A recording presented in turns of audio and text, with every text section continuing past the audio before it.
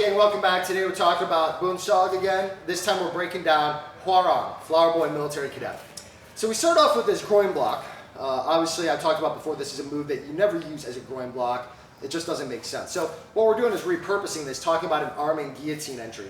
So I start coming in here, bringing this down, and catching this this side here. Now what I'm going to do from here is, as we enter from here and we start doing this technique, what I'm going to do is, I feel like this arm and guillotine, I don't want to fall back to it. I don't feel like it's right. So I'm going to take this lapel and I'm going to feed it through to this hand. So I've got this arm trapped and I'm going to feed it through. I'm going to frame the head away, step through, and start opening him up. Now from right here, I punch him out, punch. I could obviously do knees and all this other stuff from here. But what I'm doing is using this as an entry to control him so that from right here, as I pull him down, I feel like this is not a strong position for whatever reason. I don't want to fall back to the guillotine. I don't feel like I can finish the arm and guillotine. So I feed the lapel. And I'm going to start getting in here. And with this arm trapped and with this across here, it's going to be very hard for him to successfully do a lot of striking at me. Then when I'm ready to release him, I punch him out. This puts a little bit of pressure on the arm. Pop! And a good finishing strike right there. So that's our first sequence. Okay, so the next sequence that we have in Hwarang is we have diamond block, uppercut, punch, knife hand, punch. Okay, so let's talk about the repurposing of these techniques. Now, one of the things I like to do a lot is when you talk about judo, you talk about having a sleeve and a collar and going to this wristwatch position, which is going to set the stage for things like Tayatoshi or Ogoshi, whatever you want to do. So we're going to enter in with this position in mind here. From right here, I'm going to cross his arm underneath to set up my Sotogari. I'm going to punch this through. And if I'm actually trying to throw, bam. So one more time, it looks like this. I get to my wristwatch position. I have the collar in tight. I'm raising him up, getting ready to step in for a turning throw. I don't feel like the moment's right because he's starting to turn against it. So he starts to turn in this way and he's starting to fight me on it. So I come under here. And see how it already starts breaking his balance? I grab the shoulders or the collar, whatever I can get, step through, and I want to try to Sotogari. But when I do this, in this case, it doesn't work. So in this case, I'm going to switch and punch. I switch to the side of the head, step through, and punch. I'll try it one more time. I go for my wristwatch and sleeve position, right? He starts to turn away from it, turn this shoulder towards me so I don't feel like I can get this hip throw, this hip back. There you go. So I feel like it's not going to happen, so I come in here, I pull this across, and I step through for my Sotogari. He defends, so now I'm going to switch, step through and punch. Here, as he backs away, go ahead, pop, punch in the face.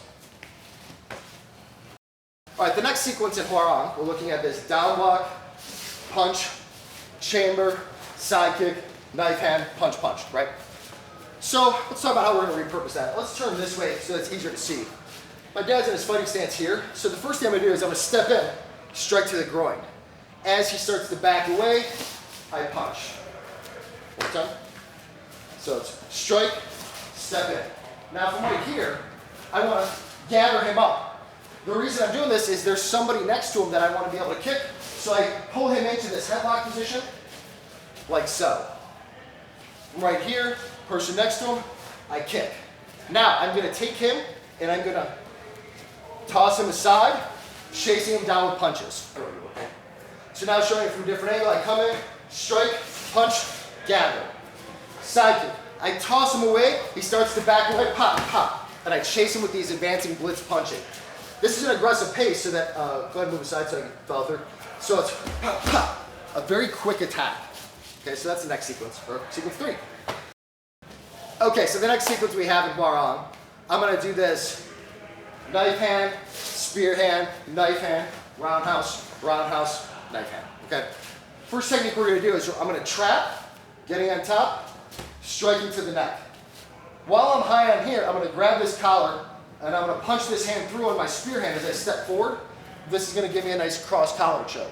However, assuming I don't feel like the moment's right, I'm going to turn, toss him aside. Now I'm going to go roundhouse kick, come forward just a little bit so you're in view of the camera, and then I finish how I started, coming on top, I trap this hand, my other hand comes through, and I strike to the neck. Okay, so this next sequence in Hwarang, we do this down block, punch in a back stance, back stance, back stance. Then we do this low X block, turn to the elbow strike, scissor, scissor, knife, turn, knife. So let's break this down and show you how I'm repurposing it. Let's back up a little bit so I'll be more on camera. Right here. So I start off how I did at the beginning, where I do this down block as a strike to the groin. But he's nice and close, so I don't really feel like I could throw this reverse punch very well by opening it up. So I'm gonna stay tight, pop. Now from here, he moves back, but not a lot, just a little bit to here. So I don't have room to once again step through, so pop. I'm just gonna keep this tight punch. Same thing, he moves back just a little bit, pop. Tight punch to the body. What might have caused this to happen is earlier on, I might have been working the face a lot, so that as I'm in here, he starts to think about guarding up here, and I come underneath.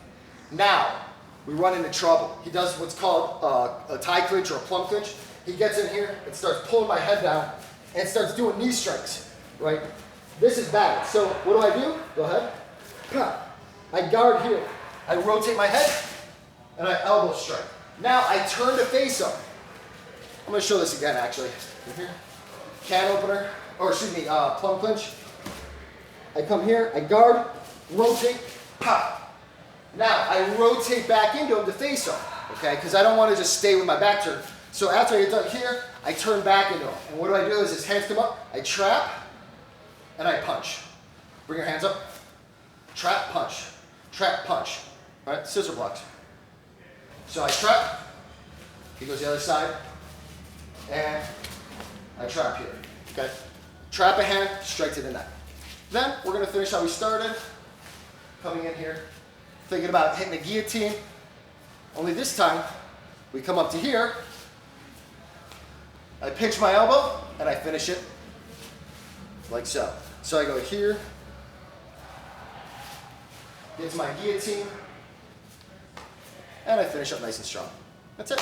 Hope you enjoyed this, guys. Make sure you're watching the rest of the Bunseog and the other videos. Share with your friends.